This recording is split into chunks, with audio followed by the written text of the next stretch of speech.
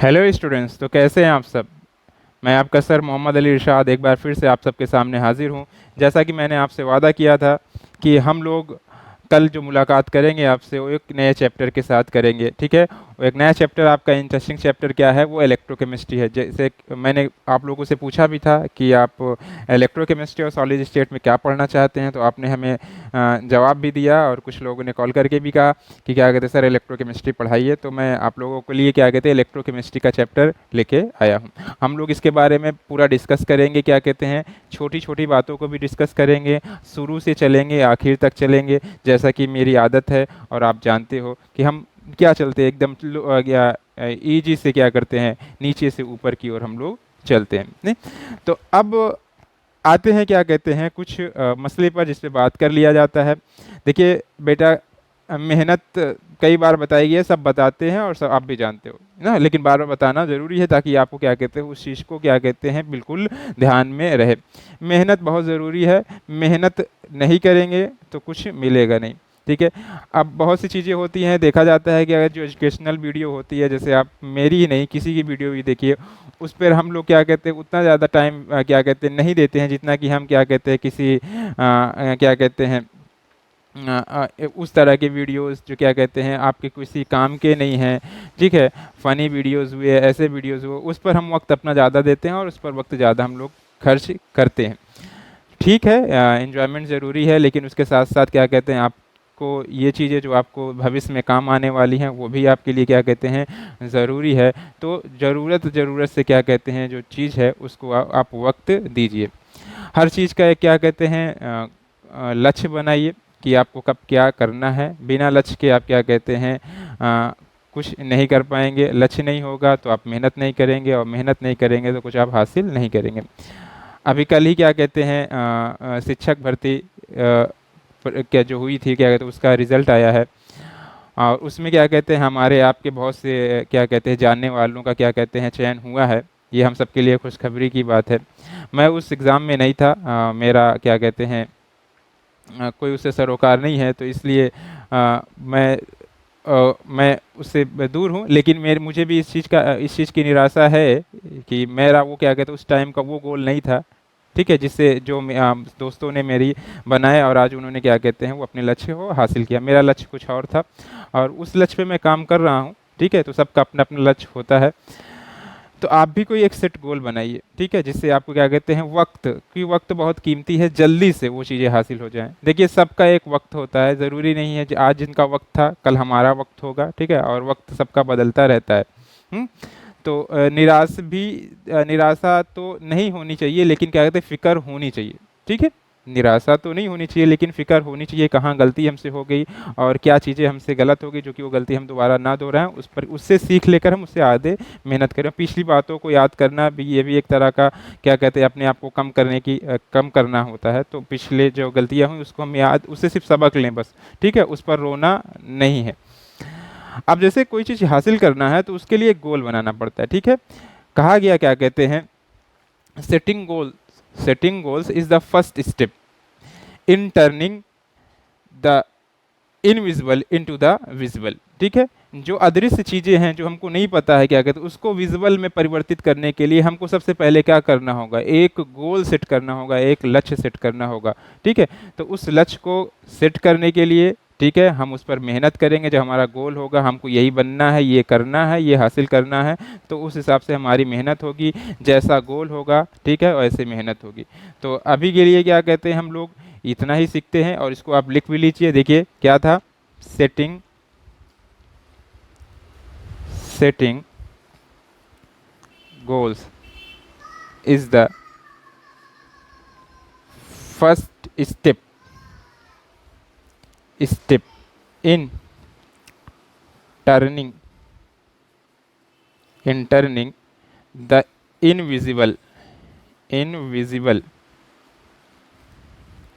into the visible into the visible, ठीक है। तो ये है क्या कहते हैं जब तक हम कोई लक्ष्य, कोई गोल सेट नहीं करेंगे, ठीक है, हम कोई चीज़ में क्या कहते हैं कामयाब नहीं होंगे, ठीक है। तो इसको आप लिख लीजिए और इसको समझ लीजिए, फिर हम लोग अपने चैप्टर पे आते हैं, ठीक है। देखिए हमारा चैप्टर क्या है, इलेक्ट्रोकेमिस्ट्री। ठीक है, इलेक्ट्रोकेमिस्ट्री में क्या है, हिंदी क्या होती है इसकी, विद्युत रसायन। ठीक है, अब पहले इसके बारे में जान लेते हैं क्या है इलेक्ट्रोकेमिस्ट्री। ठीक है, और विद्युत रसायन क्या है। ठीक है, electrochemistry is a branch of chemistry which deals with the relationship between electrical energy and chemical energy. फिर से सुनिएगा, electrochemistry is a branch of chemistry which deals with the relationship between electrical energy and chemical energy. ठीक है, या विद्युत रसायन को इस तरीके से हिंदी में बोला जा सकता है, क्या कहते हैं, रसायन विज्ञान की वह शाखा जिसके अंतर्गत विद्युत ऊर्जा तथा रासायनिक ऊर्जा के अंतर परिवर्तन का अध्ययन किया जाता है। या इस तरीके से बोला जा सकता है, विद्युत रसायन विज्ञान की वह शाखा जिसके अंतर्गत रासायनिक ऊर्जा को विद्युत ऊर्जा में तथा विद्युत ऊर्जा के रासायनिक ऊर्जा में परिवर्तन का अध्ययन किया जाता है, विद्युत रसायन कहलाती है। ठीक है, तीनों मैंने इंग्लिश में भी आपको बता दिया, हिंदी में भी दो तरीके से आपको बता दिया क्या होता है आपका विद्युत रसायन। ठीक है, अब विद्युत रसायन के बाद क्या होता है, विद्युत रसायन पढ़ना है हमको तो उसके पहले बहुत से टर्म्स हैं जिसकी जानकारी हमें होना बहुत ज़रूरी है। ठीक है, कुछ टर्म्स मैंने यहाँ पे लिखे हैं। ठीक है, उसको आइए सीखते हैं। ठीक है, इतने टर्म्स के बारे में आज हम लोग सीखेंगे। धात्विक चालक, कंडक्टिंग सब्सटेंस, कौन से पदार्थ होते हैं जो क्या कहते हैं वो चालक जैसे व्यवहार करते हैं। ठीक है, तो वे सभी पदार्थ जो विद्युत के चालन में सहायक होते हैं। ठीक है, विद्युत जानते हैं आप लोग। ठीक है, जो विद्युत के चालन में सहायक होते हैं उसे क्या कहते हैं, चालक पदार्थ कहेंगे। सिंपल सा लिख लीजिएगा अगर लिखना होगा तो, वे सभी पदार्थ जो विद्युत के चालन में सहायक होते हैं वो सब क्या कहलाते हैं, चालक पदार्थ कहलाते हैं। अब चालक पदार्थ दो प्रकार का होता है। चालक पदार्थ क्या होता है, दो प्रकार का होता है। एक होता है आपका ये पहला चालक पदार्थ, पहला धात्विक चालक, और दूसरा क्या होता है, विद्युत अपघटनी चालक। ठीक है, धात्विक चालक क्या होते हैं, देखिए धात्विक चालक को क्या कहते हैं, इलेक्ट्रिक चालक भी कहा जाता है। ठीक है, क्या कहा जाता है, इलेक्ट्रॉनिक चालक या इलेक्ट्रिक चालक भी कहा जाता है, क्योंकि धातुओं की आयनन ऊर्जा, आप लोग पढ़े हुए क्लास 11th में, धातुओं की आयनन ऊर्जा क्या होती है, बहुत कम होती है, और ये आसानी से इलेक्ट्रॉन को क्या करते हैं, त्यागते हैं। ठीक है, एक क्या करते हैं, आसानी से इलेक्ट्रॉन को त्यागते हैं। यही त्यागे गए इलेक्ट्रॉन एक परमाणु से दूसरे परमाणु पर आते जाते रहते हैं, जिससे क्या होता है, विद्युत का प्रवाह होता है। यानी कहने का मतलब यह हुआ, धात्विक चालक में जो विद्युत वाहक होते हैं, धात्विक चालक में जो विद्युत वाहक जो करंट लेकर चलते हैं वो क्या होते हैं, गतिशील इलेक्ट्रॉन होते हैं ना। क्लियर है, ठीक है ना। फिर से सुनिए, धात्विक चालक क्या होते हैं, धात्विक चालक को इलेक्ट्रॉनिक चालक भी कहा जाता है। ठीक है, धात्विक चालक आप जानते हो, धातु से आ रहा है, धातुओं की आयनन ऊर्जा क्या होती है, आयनाइजेशन एनर्जी क्या होती है, बहुत कम होती है। ये सरलता से इलेक्ट्रॉन त्याग देते हैं। ठीक है, जब ये इलेक्ट्रॉन त्यागते हैं तो यही त्यागे क्या है, इलेक्ट्रॉन एक परमाणु से दूसरे परमाणु की ओर गतिशील होते हैं। इसी इलेक्ट्रॉन की गतिशीलता के कारण क्या होता है, विद्युत का प्रवाह होता है। ठीक है, जैसे आपके चालक में आप देखते क्या, कॉपर हो गया, आयरन हो गया, ठीक है, ये जिंक हो गया, ये सब क्या है आपके, क्या कहते हैं, धात्विक चालक हैं। ठीक है, उसके बाद हम लोग आते हैं क्या कहते हैं, विद्युत अपघटनी चालक। विद्युत अपघटनी चालक, वे विद्युत अपघटनी चालक क्या होते हैं, पहले तो विद्युत अपघटनी चालक जानने से पहले जानते हैं क्या है विद्युत अपघट क्या होता है, ये बताया गया है आपको। विद्युत अपघट वे पदार्थ जो जल में घोले जाने पर आयनों में टूट जाते हैं, वे पदार्थ जो जल में घोले जाने पर आयनों में टूट जाते हैं, विद्युत अपघट कहलाते हैं। और ये विद्युत अपघट कहलाते हैं। तो विद्युत अपघटनी चालक में क्या होगा, विद्युत अपघटनी चालक में जो आयन होते हैं वो क्या होते हैं, विद्युत वाहक होते हैं। जो गतिशील आयन होते हैं वो क्या होते हैं, विद्युत वाहक होते हैं। अब विद्युत अपघट कितने प्रकार का होता है आपका, दो प्रकार का होता है, विद्युत अपघट इलेक्ट्रोलाइट, विद्युत अपघट अपघट।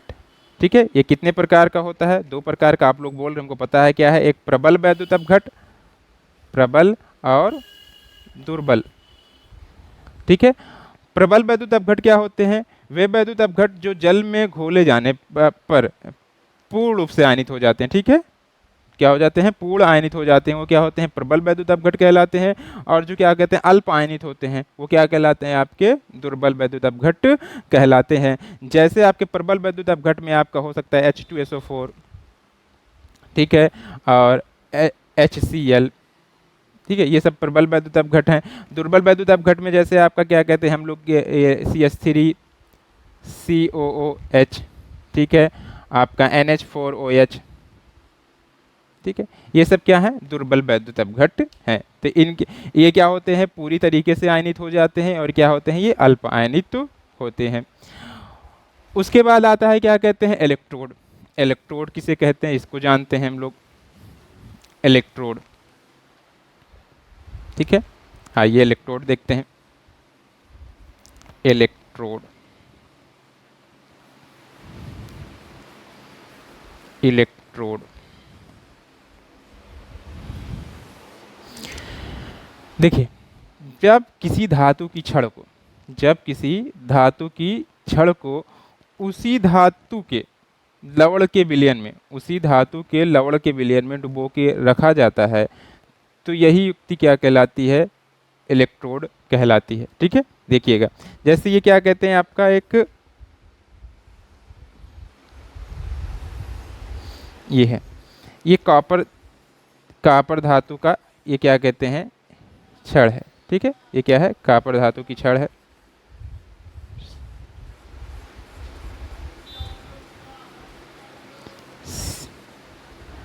Cu की छड़। ठीक है, इसको किस में डुबा के रखा गया है, इसी के लवण के विलयन में। कॉपर का क्या कहते हैं, लवण क्या होगा, कॉपर सल्फेट, CuSO4। ठीक है, तो ये क्या होगा, ये उस टाइम क्या कहलाएगा, आपका इलेक्ट्रोड कहलाएगा। कॉपर की छड़ इस समय क्या कहलाएगी, आपकी इलेक्ट्रोड कहलाएगी। ठीक है, देख लीजिए,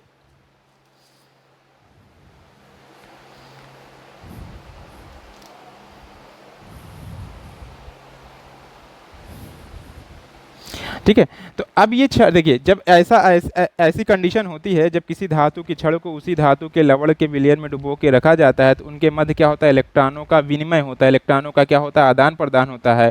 और ये छड़ लगाई गई छड़ क्या कहलाती है, आपकी इलेक्ट्रोड कहलाती है। और संपूर्ण ये युक्ति क्या कहलाती है, अर्धसेल कहलाती है। संपूर्ण युक्ति अगर कहा जाए तो ये क्या कहलाएगी, आपकी पूरे को अर्धसेल। ठीक है, अर्धसेल, हाफ सेल। ठीक है, अर्धसेल, अर्ध सेल। ठीक है, ये कर लीजिए। ठीक है, तो फिर कोई पूछे तो क्या कहलाएंगे आपके इलेक्ट्रोड के बारे में, जब किसी धातु की छड़ को उसी धातु के लवण के विलयन में डुबो के रखा जाता है, तो क्या होता है, धातु और विलयन के मध्य क्या होता है, इलेक्ट्रॉनों का क्या होता है, विनिमय होता है। इलेक्ट्रॉनों का क्या होता है, विनिमय होता है। डुबाई गई छड़ क्या कहलाती है, आपका इलेक्ट्रोड कहलाती है। और ये पूरी युक्ति क्या कहलाती है, अर्ध सेल कहलाती है। अब दूसरा आते हैं, क्या कहते हैं, इलेक्ट्रोड विभव। ठीक है, देख लीजिए पहले इसको, तो इलेक्ट्रोड विभव बताते हैं आपको।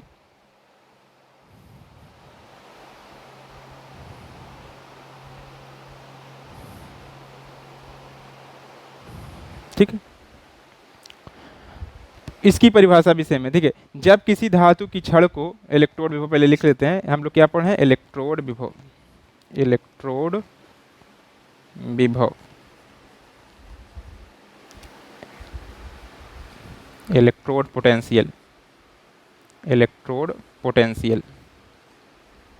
ठीक है, जब किसी धातु की छड़ को उसी धातु के लवण के विलयन में डुबोकर रखा जाता है, तो धातु और छड़ के मध्य, धातु और छड़ के मध्य इलेक्ट्रॉनों के विनिमय के कारण क्या होता है, विभव उत्पन्न होता है। इसी को क्या कहते हैं, इलेक्ट्रोड विभव कहते हैं। ठीक है, धातु और छड़ के मध्य इलेक्ट्रॉनों के विनिमय, इलेक्ट्रॉनों के एक्सचेंज होने के कारण क्या होता है, एक विभव का अंतर, विभवांतर उत्पन्न होता है या विभव उत्पन्न होता है। उसी को क्या बोलते हैं हम लोग, इलेक्ट्रोड विभव बोलते हैं। ठीक है, अब मानक इलेक्ट्रोड विभव किसे कहते हैं, देखिएगा, मानक इलेक्ट्रोड विभव, मानक इलेक्ट्रोड, मानक इलेक्ट्रोड विभव।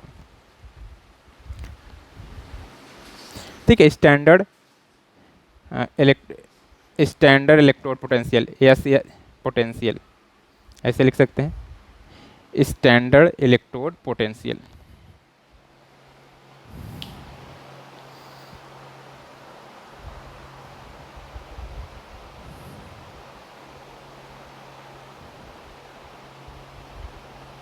ठीक है, हो गया।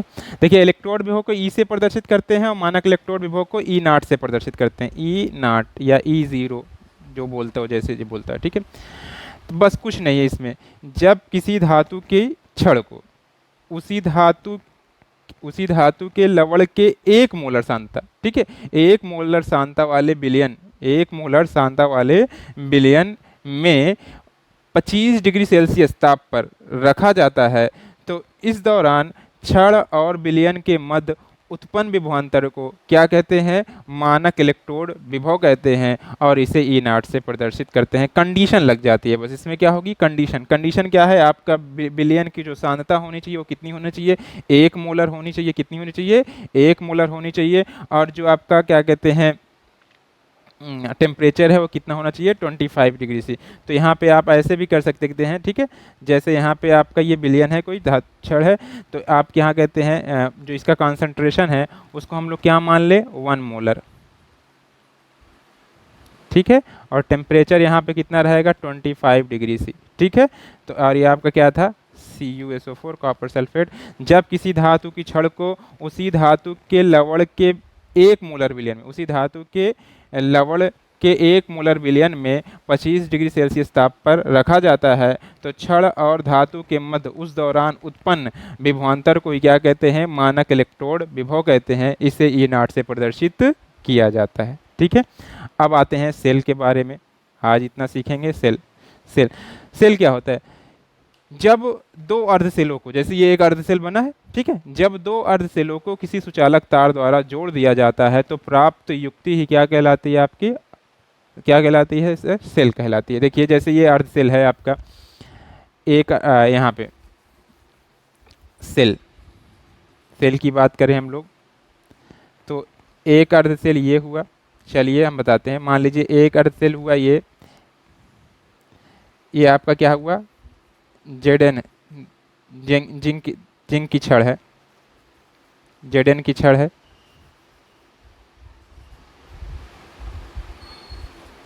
Zn की छड़, ठीक है। और इसको हम लोग ने क्या रखा, जिंक SO4 ZnSO4 के विलयन में रखा, ठीक है। फिर हमने क्या लिया, दूसरा अर्धसेल लिया, यहाँ पे हमने कॉपर की छड़ ले ली, ठीक है,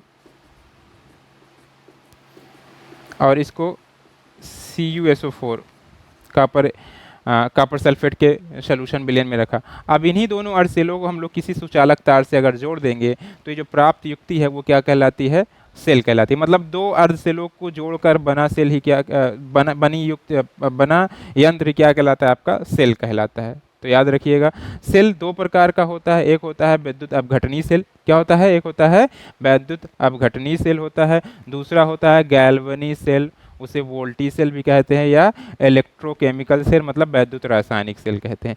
अब दोनों हम क्या कहते हैं कल पढ़ेंगे। तो सेल बेटा की फिर से एक बार देख लो, सेल किसे कहते हैं, जब दो अर्धसेलों को आपस में किसी सुचालक तार द्वारा जोड़ दिया जाता है तो प्राप्त युक्ति सेल कहलाती है। सेल दो प्रकार की होती है, एक होती है वैद्युत अपघटनी सेल, ठीक है, इलेक्ट्रोलिटिक सेल, दूसरा क्या होता है आपका विद्युत रासायनिक सेल, उसी को हम लोग क्या बोलते हैं, गैल्वनी सेल बोलते हैं, उसी को क्या बोलते हैं, वोल्टी सेल बोलते हैं। इन दोनों सेलों को हम लोग कल पढ़ेंगे। आपको क्या क्या समझ में आया उसको अच्छे से समझ लीजिए, जो नहीं समझ में आई, जो बातें आपको अच्छे से नहीं समझ में आए उसको आप क्या करते हैं, पूछ सकते हैं। तो आज के लिए बस इतना ही, थैंक यू सो मच।